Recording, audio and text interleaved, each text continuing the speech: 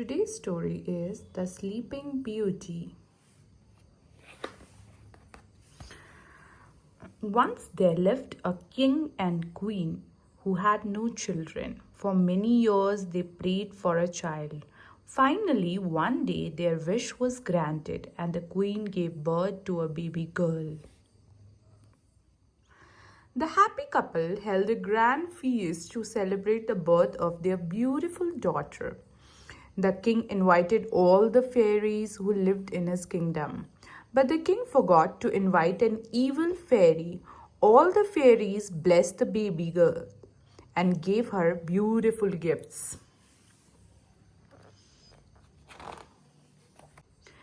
Suddenly, there was a flash of lightning, and the evil fairy appeared. She was very angry as the king had not invited her. In a loud voice, she cursed, "On her 15th birthday, the princess will prick her finger on spindle and die." The evil fairy disappeared, and the king and the queen turned pale with grief.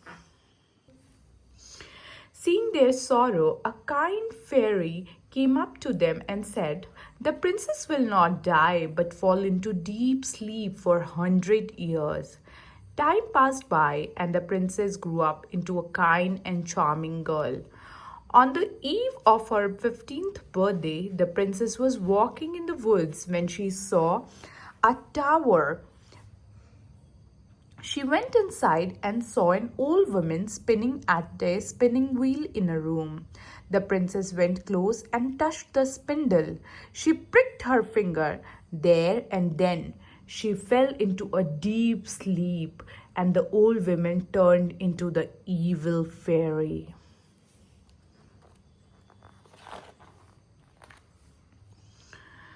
The king and the queen became very sad to see that the evil fairy's curse had come true.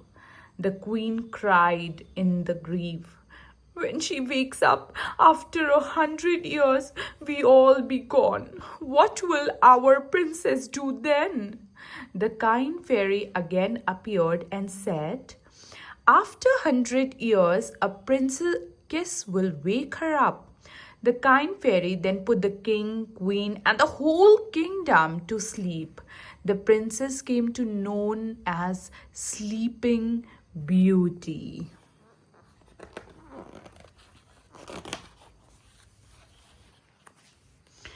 100 years passed. One day, a handsome prince arrived in that kingdom.